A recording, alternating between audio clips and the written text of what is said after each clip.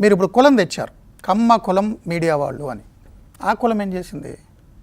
మీరు పక్కన Jupudi Prabhakar రావుని కూర్చోబెట్టుకున్నారు introduction remarks కోసం. ఇక్కడ దళిత్ కార్డు తీసుకొచ్చారు. పాలనలో ఉన్న 5 ఏళ్లలో మీరు కానీ జగన్మోహన్ రెడ్డి గారు కానీ ఎప్పుడైనా కూర్చోబెట్టుకున్నారా జూపూడి గారిని? డిప్యూటీ సీఎంకి చైర్ ఇవ్వలేదు సార్ పెద్దిరెడ్డి గారు ముఖ్యమంత్రి గారు ఉన్న సభలో. ఎంపీలు బయట నుంచో పెట్టారు సార్, దళిత్ ఎంపీల్ని.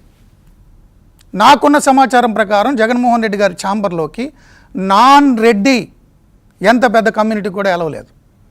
ఆయన టీవీలో చూసి మాట్లాడాలి ఎదురు ఛాంబర్లో, ఎంత పెద్ద మంత్రులు ఉన్నా ఎవరున్నా. ఇప్పుడు ఎందుకు కూర్చోబెట్టుకున్నారు జూపూడిని?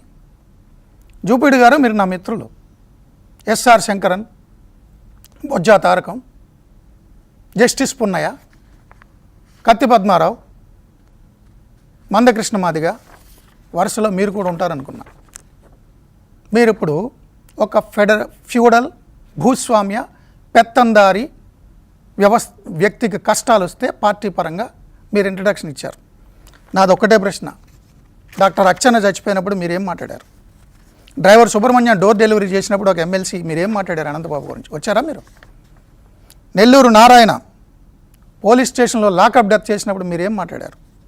కావలి కరుణాకర్ వైసీపీ నేతలు కేతిరెడ్డి, జగదీష్ రెడ్డి, సురేష్ రెడ్డిల వేధింపులతో ఆత్మహత్య చేసుకున్నప్పుడు మీరు ఎక్కడున్నారు? దోమతోటి విక్రమ్ హైదరాబాద్లో పనిచేసుకుంటున్న వ్యక్తిని పల్నాడుకు తీసుకెళ్ళి కిరణ్ని దారుణంగా హత్య చేసినప్పుడు మీరేమైనా మాట్లాడారా? దళిత యువకుడిని.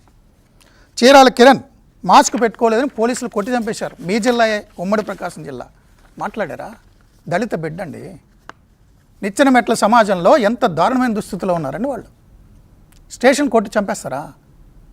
ఇసుక మాఫియా గురించి ప్రశ్నించినందుకు కిరణ్ కుమార్ని పోలీస్ స్టేషన్లో గుండు కొట్టేస్తారా? రాష్ట్రపతి స్పందించినా మనం స్పందించాం, మీరు ప్రశ్నించొద్దు.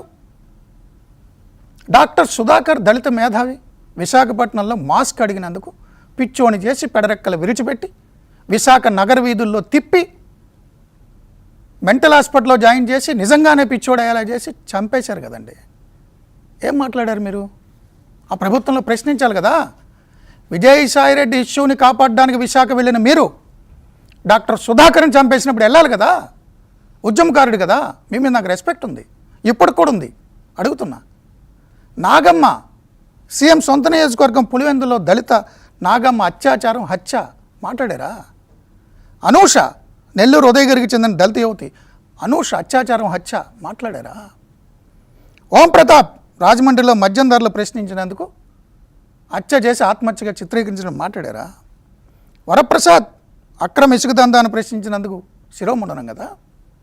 డాక్టర్ అనితారాణి మాట్లాడారా? జడ్జి రామకృష్ణ మాట్లాడారా? మాట్లాడాలి కదా సార్. ఒరే ఒరే ఒరే ఒరే అంటున్న జర్నలిస్టులు ఎంతమంది ఎస్సీ పిల్లలు ఉన్నారు, ఎంతమంది బీసీ బిడ్డలు ఉన్నారు? మాట్లాడారా?